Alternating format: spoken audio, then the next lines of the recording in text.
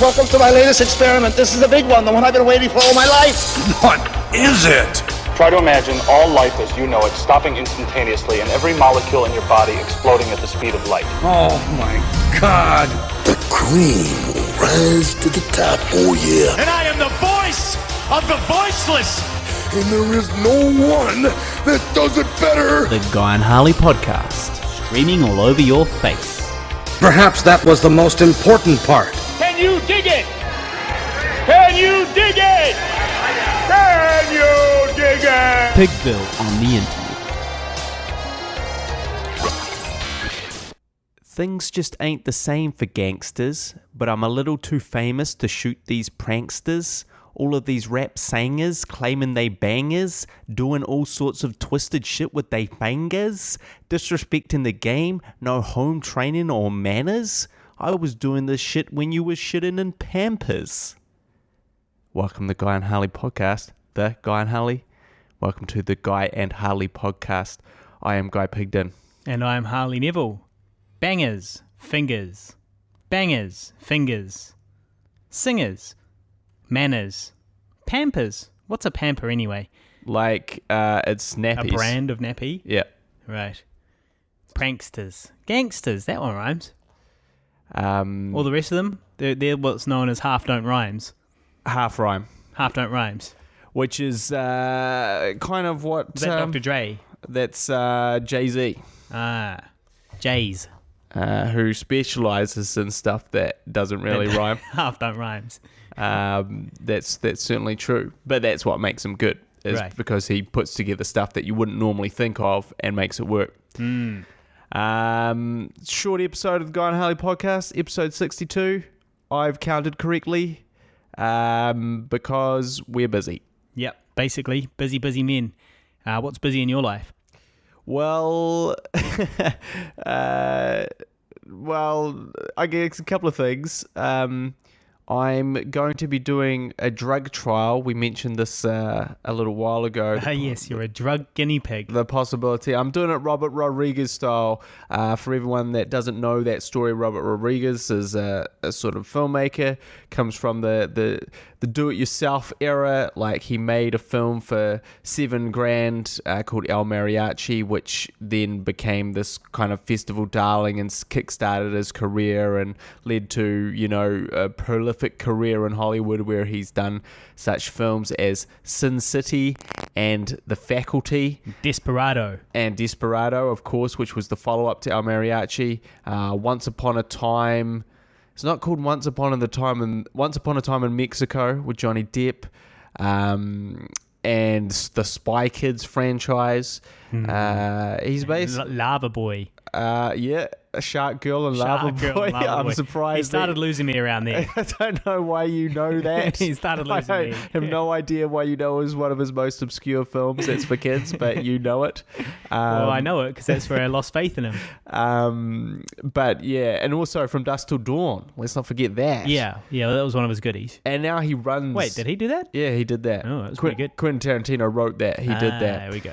And anyway, in fact, I will say that probably he is one of the absolute most influential filmmakers on us, Robert Rodriguez.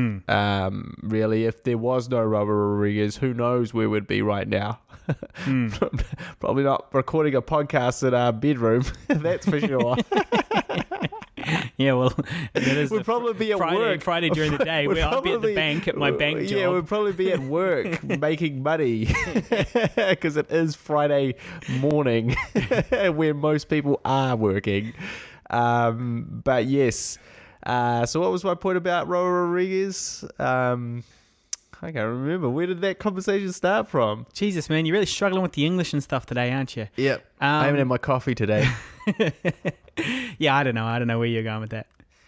Moving on. Oh, no, drug trials. That's right. That's right. So he did famously, like, part of his sort of narrative, his story is that he did a drug trial where he was in hospital for 4 or 5 weeks doing this drug trial to make enough money to shoot his first film. And he also wrote that film while he was there. And that's kind of, this thing is like, how far will you go to make your film? You'll do these, well, for him, he'll sell his body to science sort of thing. And that's what you got to do to make it, kid. That's the whole story there. And I'm just doing it because I'm poor and they pay quite well. Yeah, what are they paying and how long do you need to be there? So I've got to be there for just over 2 weeks and they pay me $5,000, so about $4,000 after tax. And what are the drugs? If they're for people who have erections too much, and they will bring down erections. No. But there is a slight risk, a side that risk you'll never get another erection for the rest of your life. Yeah, but that's $5,000. No, it's for hepatitis. So it's designed to do something to your blood cells with people for hepatitis, but they're testing it on people who don't have hepatitis first to make sure it's okay for the people with hepatitis.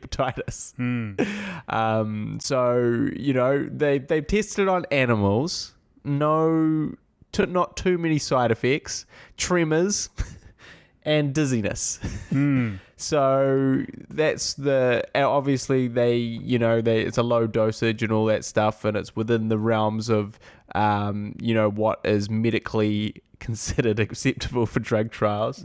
So it doesn't look too grim for me in terms of doing it, and I'll have 2 weeks where it's like a paid vacation, really. It's a paid vacation from my actual work. Well, it's better than the drug trials I did. I got paid $20 or so to try out herbal highs, synthetic highs in pill form. You just eat the pill and you got high for a few hours, and they just sat you in this like dim room with some video games and snacks, and we're like, so how high do you feel on a scale of 1 to 10? How high do you feel right now? And I was like, 7, bro. And they're like, and could you handle another one? And I was like, fuck yeah. and I had more. It's funny because those herbal highs now, with all the sort of details that have come out about, they've obviously been banned now. Yeah. But are probably arguably certainly as harmful as this drug that I'm taking. Yeah. And I did it for $20. You did it for $20. But I wasn't smoking them, so it's okay. Yeah. So I'm going away. I'm going away. I'm doing a bid. I'm in the pen. Oh, so when is this? The 28th of April. So we'd better get a couple of fucking podcasts in the can for these listeners. Yeah, we'll have to probably try and put some podcasts in the bank there. Yeah. Otherwise, it'll be the Harley podcast, and we'll be talking about talking poetry, rants, poetry, and philosophy, militant atheism. Militant atheism. Hey man, I could do it. I know. I'll do it, man. I know. I know you could. So yeah, and this is the thing about the drug trial is you can't, it's not something that you just go in and take. You have to be there in the facility. You can't go anywhere. You're not allowed to go outside. You're not allowed to step foot outside of the facility. And the facility is just a floor in this sort of drug trialing complex. So you're on this floor. You do have the internet, thank God. There's a TV there where you can play PlayStation and stuff like that. Maybe we could do a Skype podcast. It's possible that we could do something like that. Skype podcast. Update from the inside. The people around me would certainly hate it, but... well, surely you can find a wee spot by it. Surely you don't have to be with other people 24/7. Well, that's the thing. There is only 2 spots. So basically there's the wards where you lie down and sleep. Imagine if the person you get put with, or the people you get put with, are real fucking idiots and they're real annoying. Oh, there's a high chance of that. But these people who are so desperate for cash that they've got to sell their body for science, and they're just like total freaks. There's you're going to be dealing with some real true retards, true retards in some areas for sure. Because that's the thing is you have to ask yourself, who are these people? That one who does this? Who just has a spare 2, and this is a shorter trial. A lot of them are 3 to 4 weeks. So who just has a spare 3 weeks, right? An unemployed person. That's who.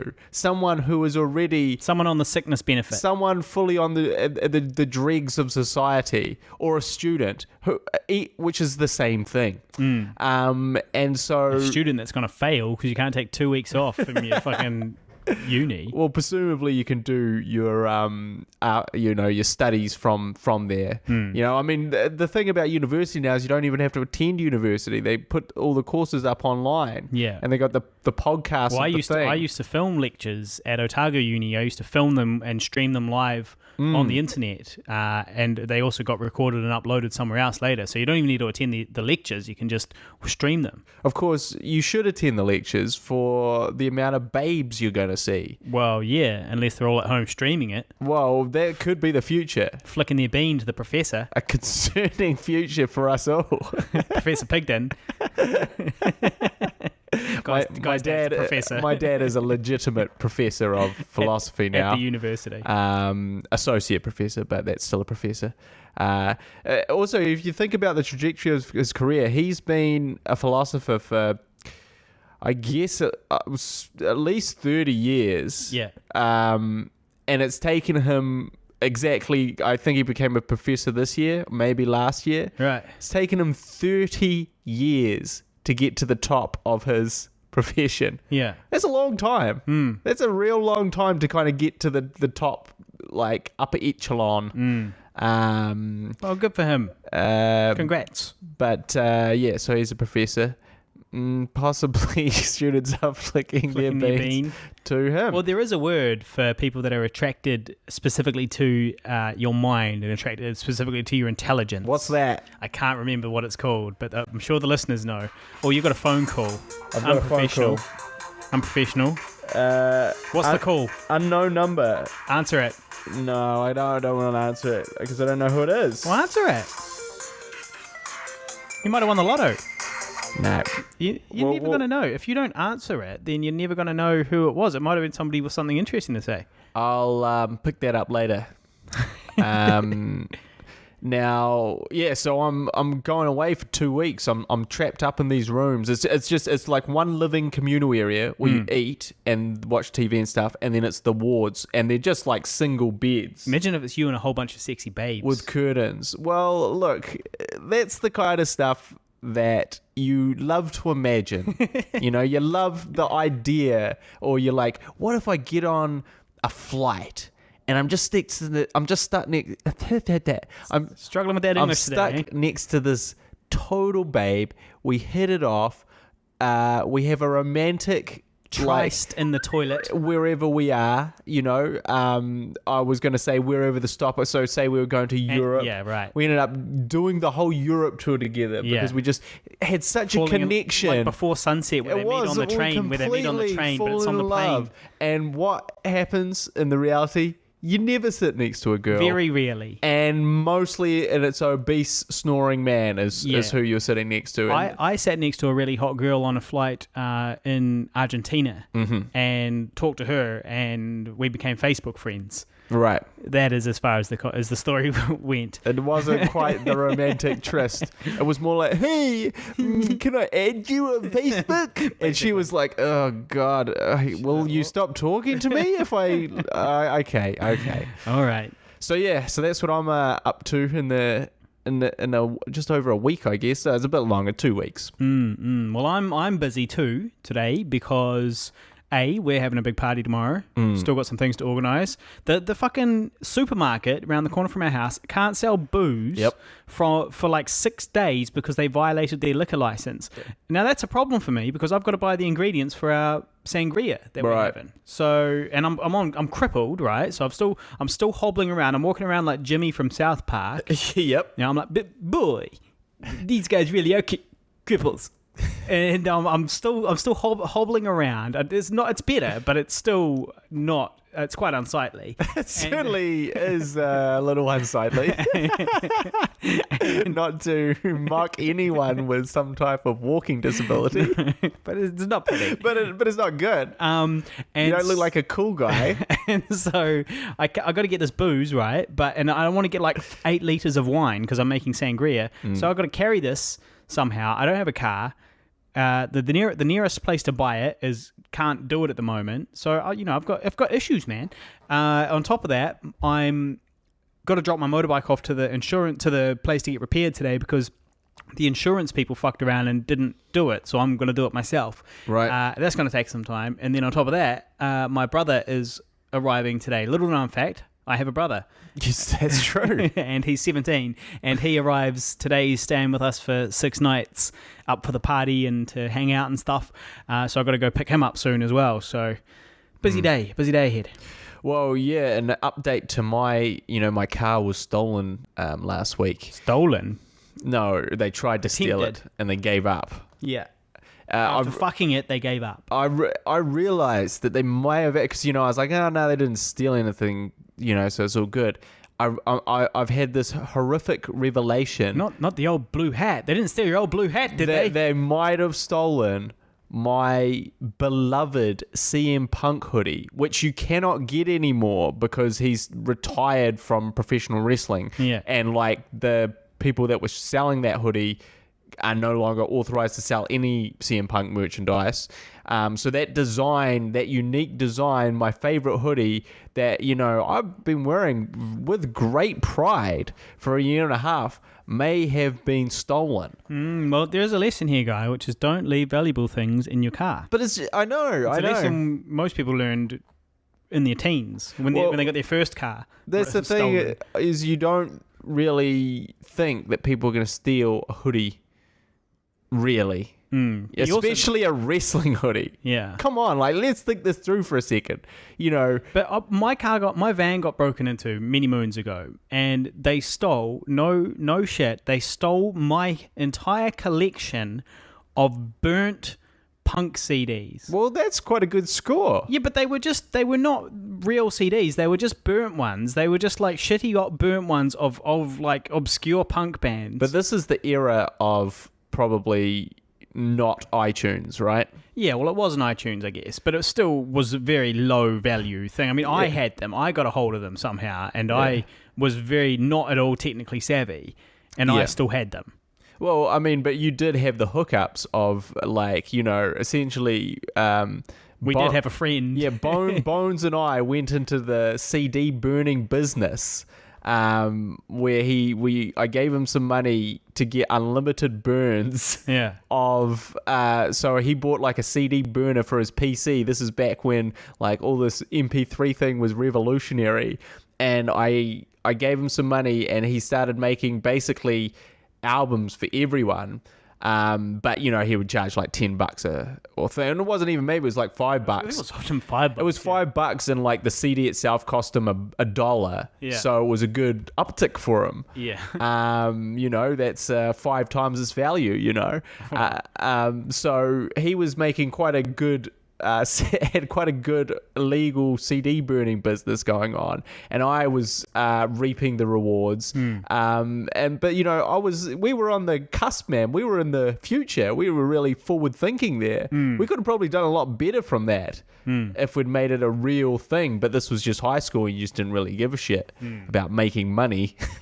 Of course, but I'm talking about when I was 22 now. Yeah, but those school. CDs are probably a carryover. Yeah. I also had another thought. I was like, we have not been at high school for like 15 years or something like that almost. Yeah, well, I mean, I realised that I have been living out of home for like 16 years now. Yeah.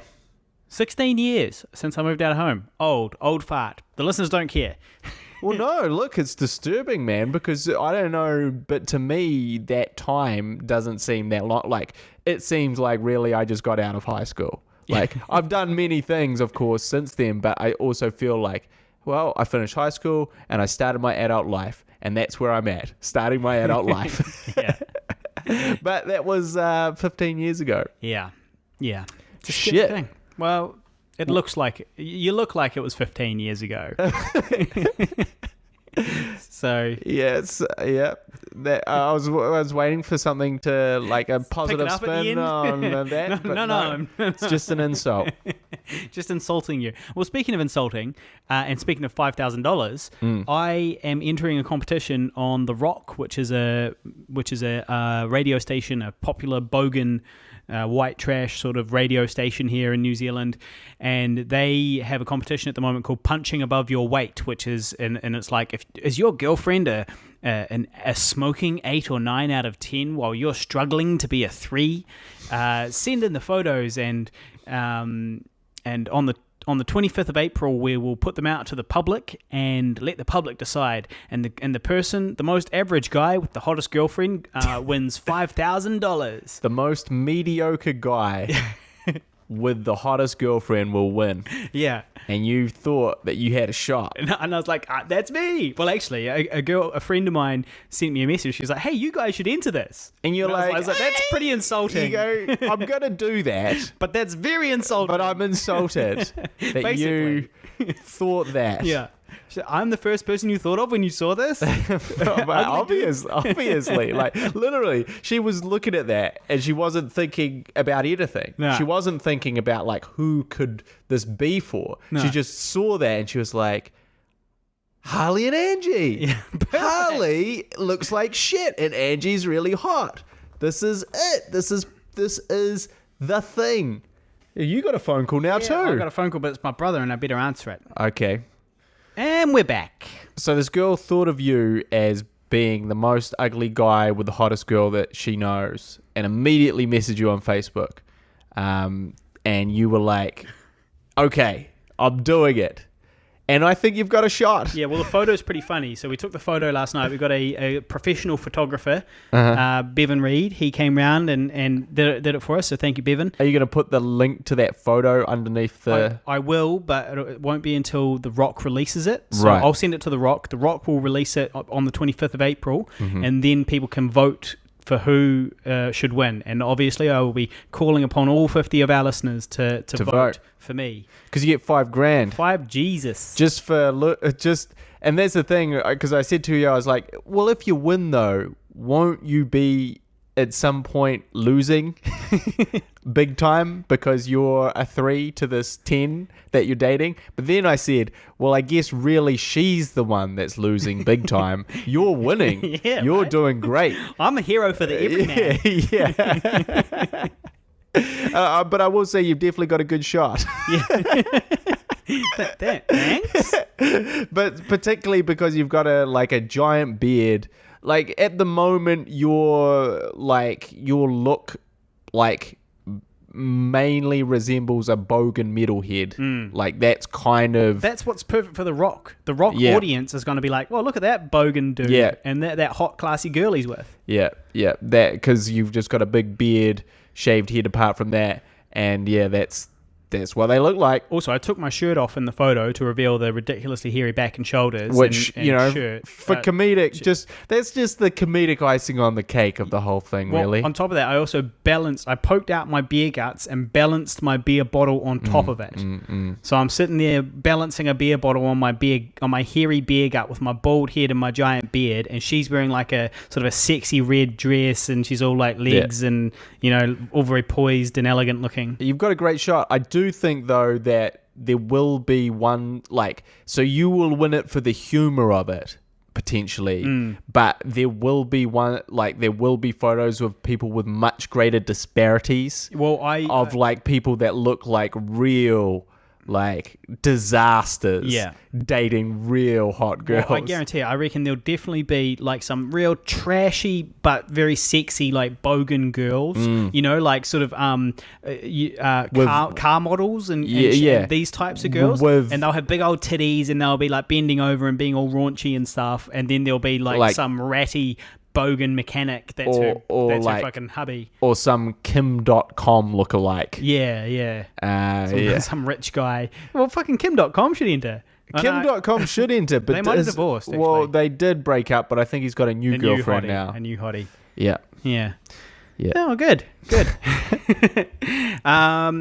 I went and performed poetry the other week, and while I was there, it went very well. I debuted 2 new poems, went well, and then while I was there, the owner of the bar came up and talked to me. He's a really nice guy, Jonty, and he always talks to me, and he's a good man. But he did come up and he very enthusiastically told me, he said, hey, Harley, I've been getting my kids into horror lately. You know, so they're only like 12 or something like that. And I've just been getting my kids into horror lately. And man, geez, I tell you what, Harley, I showed them What We Do in the Shadows, and it was amazing. They loved it. It was just so good with the humor and the laughing and the vampires and the horror. And I was like, thanks, cool, yeah, that's great, that's awesome.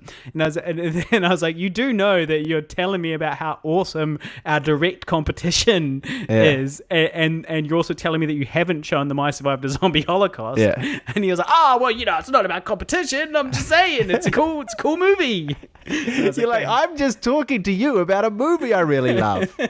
That's all I wanted to. I'm just talking to you about a film that my kids enjoy. and I was like, yeah, thank you. Yeah. That is pretty funny.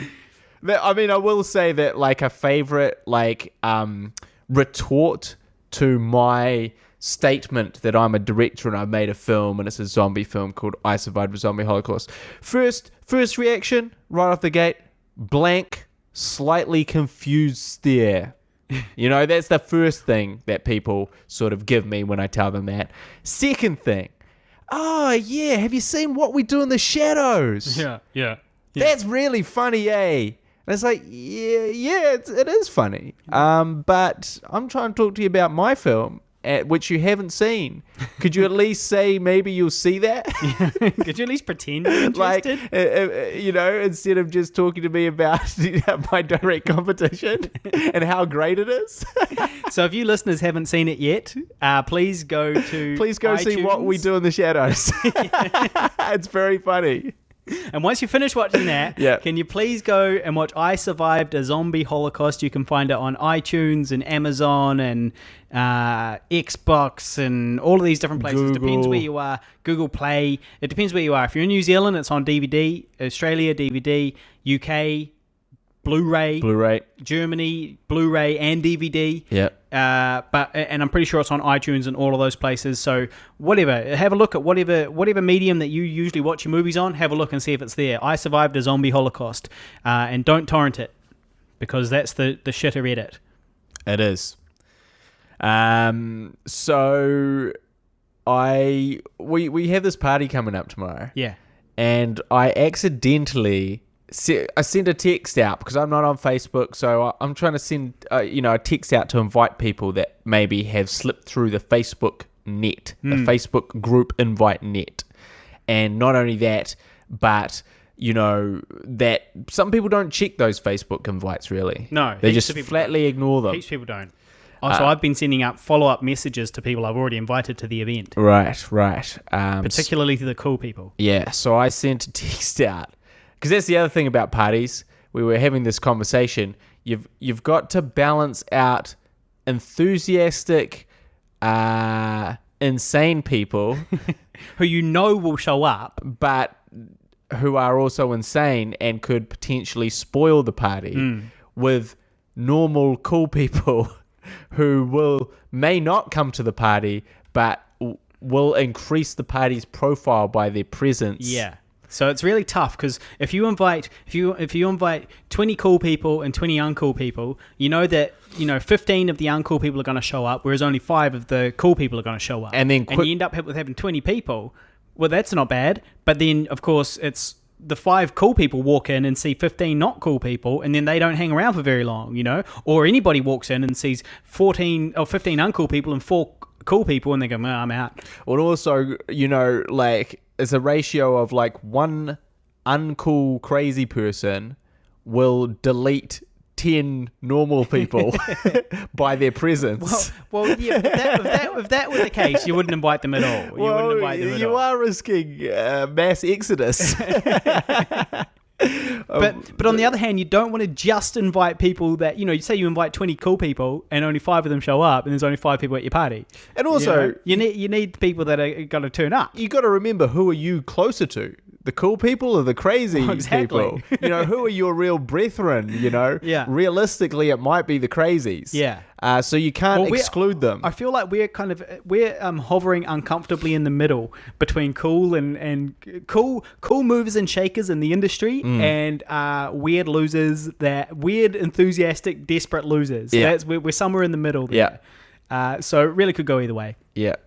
But anyway, so I sent this text out, and basically I have, I think I figured out what the issue was, but I accidentally texted my work where I'm going to be calling in sick to say... Rookie mistake, kid. Yeah, so and this is a classic rookie mistake. So what happened was, and I couldn't understand, because I saw all the recipients as it was sending, and then I saw a recipient, my work, and I was like, oh, the fuck, delete, cancel. Guess what? You can't cancel a text after you've hit send. That's it. Yeah, It's maybe gone. if you ripped the battery out or something.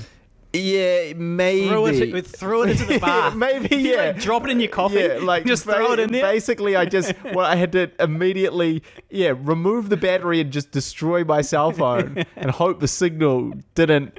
But, you'd have to be very quick. So basically, I then started immediately shitting my pants because I was like, okay, so there's a text on one of my work's phones to say, hey, I'll see you at the party, which in it says, and hopefully party long into the night, ! Where I'll be pulling a sickie. And this is not going to bode well, And then I thought about, and what fortunately ended up happening is the person that I sent it to is probably the one person that won't dob me in. So the number changed from being like a local...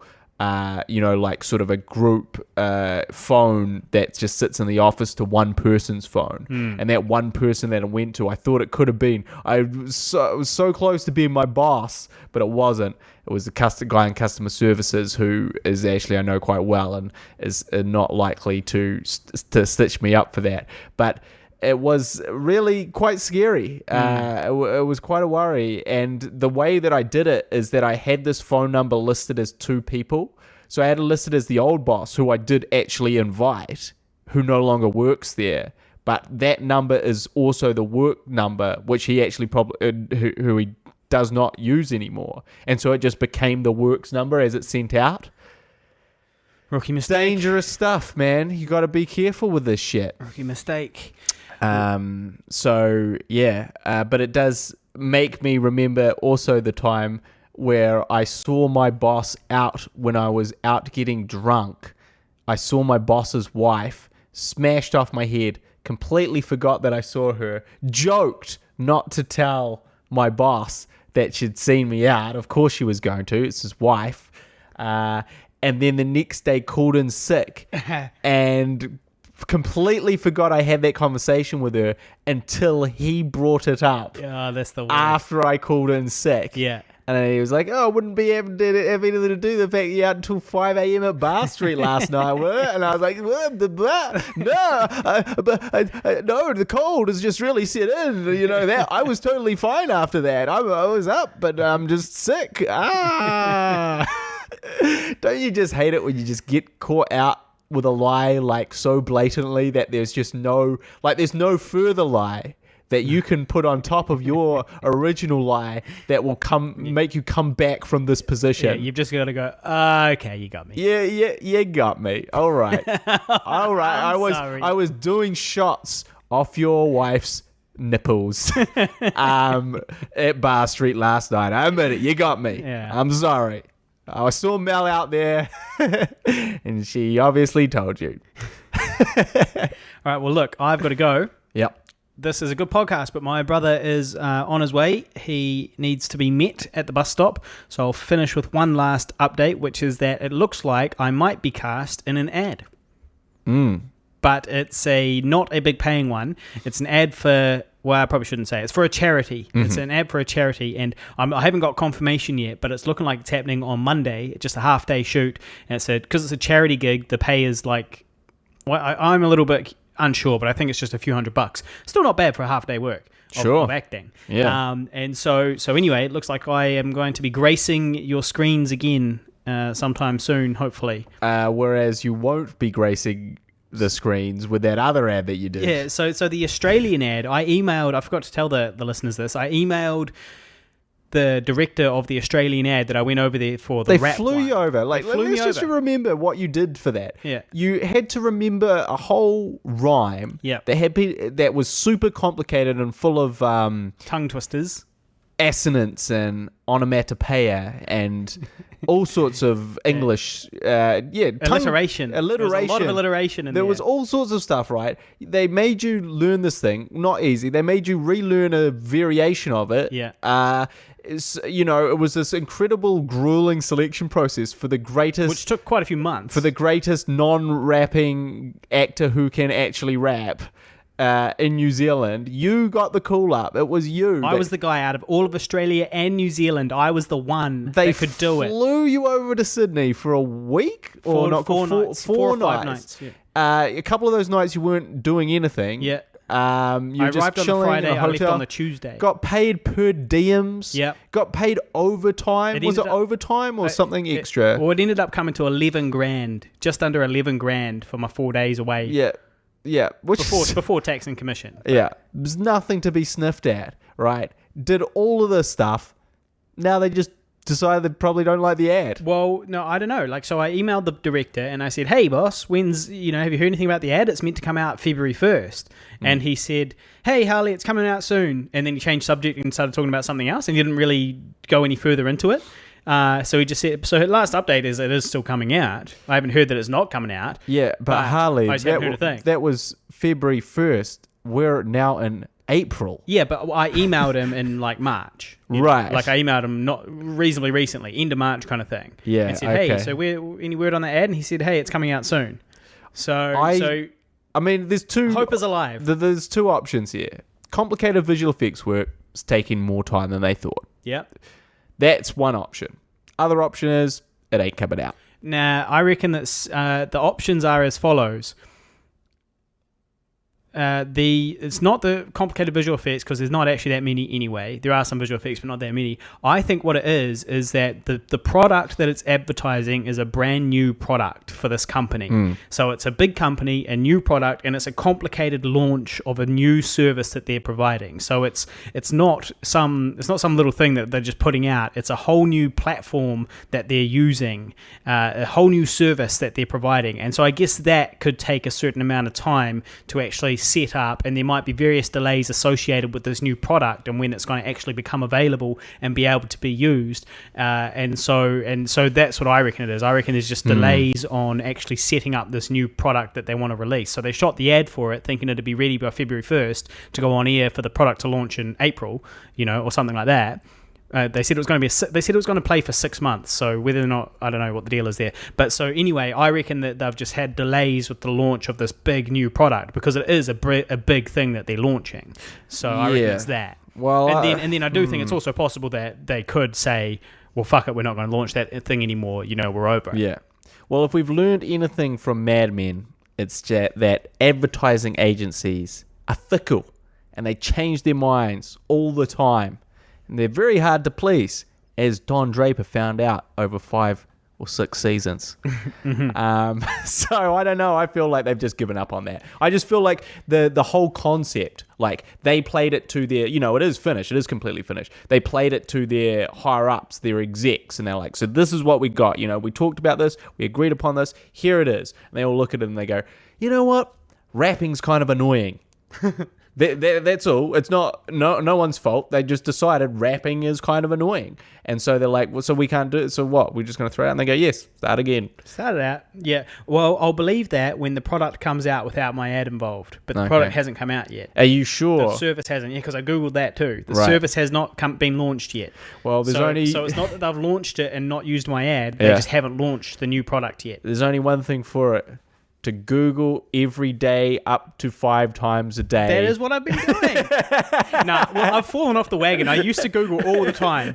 I was Googling it all the time. Like, it must be out soon. It must be out soon. I haven't Googled it for a few weeks now, probably. But I'm sure I will hear about it when it comes out. If it comes out on TV. Because we know enough people in Aussie that someone will message me or screen grab it or something. Yeah. Your dad, maybe. My dad, for example. We know a couple of people. Your dad? So anyway, I need to go. Yep. Is this the end of the podcast? This is it. This is it. All right. Well, look, it's been a good one. Thanks for listening, guys. Please go along and find I Survived the Zombie Holocaust on iTunes. We weren't kidding about that. And also, we are on Patreon. So if you want to give us some money per video that we put out, you can give us $1 per video, and it all adds up. We've got 2 patrons at the moment, Jeremy and Nick. Thank you, guys. And basically, we put out a video, we charge them for it, and a couple of bucks comes out of their account at the end of the month, and we continue making content. So please go to patreon.com and search Pigville and you'll find us, but I'll also share it on the Guy and Harley podcast Facebook page, facebook.com/Guy and Harley. And also, look, we'll just sign off with one of my favorite segments. Oh dear. Tweet it. Oh, it's been a while since I heard that. You missed it. Everyone's missed it. It's the triumphant return, and here we go with the Twitter section. This is from Megan Amram. Edward Scissorhands was beaten mercilessly by school bully Edward Rockhands.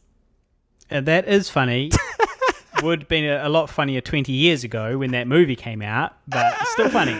And now time to close up the Twitter bag.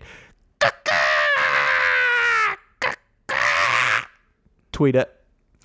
Thank you very much for listening. Thank you. See you later. You've been listening to the Guy and Harley podcast, proudly brought to you by Pigville Productions. Laugh it up, fuzzball.